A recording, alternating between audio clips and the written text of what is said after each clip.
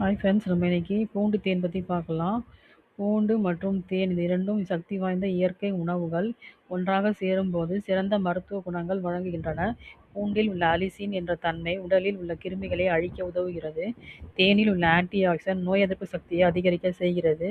பூண்டு தேன் கலவை இருமல், சளி, தொண்டை வலி போன்றவற்றுக்கு ஒரு சிறந்த இயற்கை மருந்தாக செயல்படுகிறது. காலை வெறும் வயிற்றில் பூண்டை நசுக்கி சிறிதளவு தேனுடன் எடுத்துக்கொண்டால் சளி பிரச்சனை குறைகிறது.